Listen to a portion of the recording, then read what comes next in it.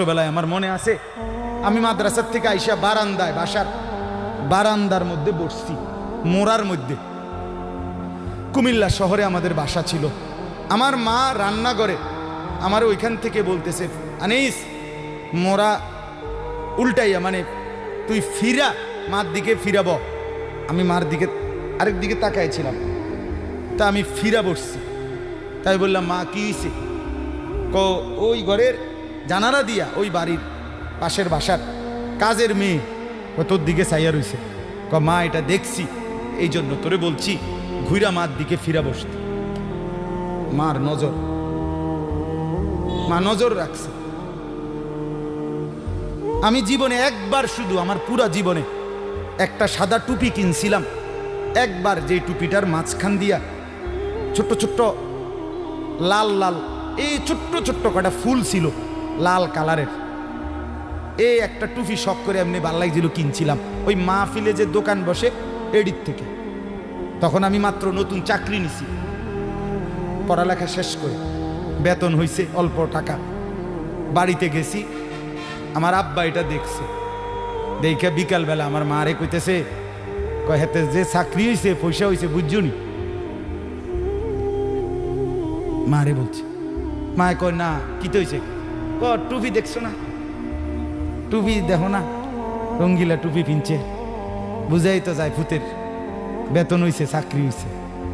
রাত্রে আসার পরে মা, আমি বাহিরের থেকে আসছি, আরে মা আমারে বলছে, ফুত তোর আব্বা মনে হয় টুপিটা পছন্দ করে নাই, সারা জীবন তোরে সাদা টুপি পরাইছে, তুই কিনলে গাই লাল ফুলওয়ালা টুপিটা কিনলি। এই যে খুলে রাখছি, আর কোনোদিন পড়ি নাই। বাবার নজর, মার নজর। আমার ভাই, বাপ মার সেই আদর সোহাগ। আমি জীবনে একবার আমার আব্বারে বলছিলাম, আব্বা আমি একটা মাদ্রাসার ব্যাপারে, যে আমি এই মাদ্রাসায় পড়তাম না, আমরা অন্য মাদ্রাসায় ভর্তি করার।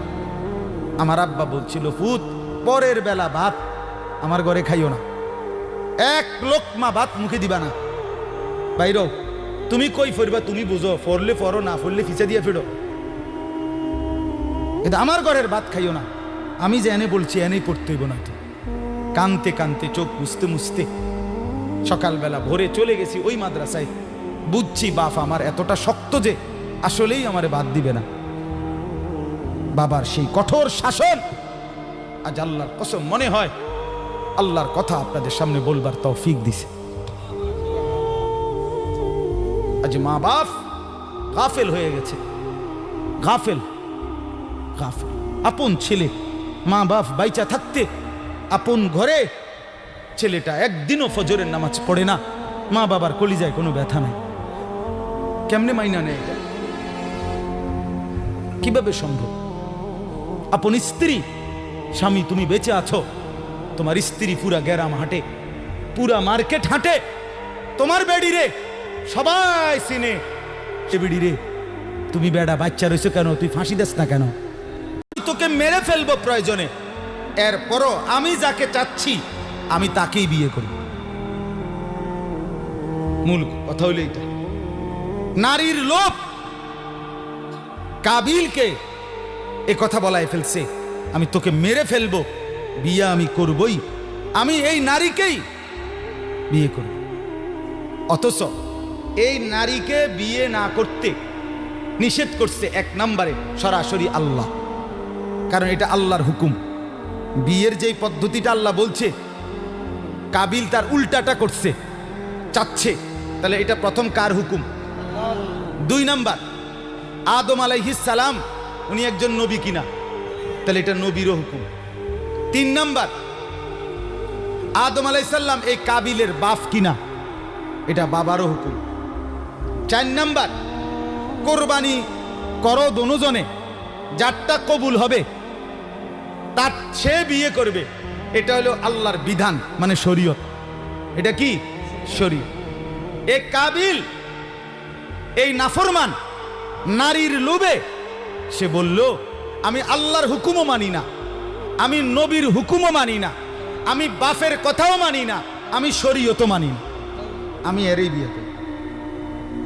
খেয়াল করছেন?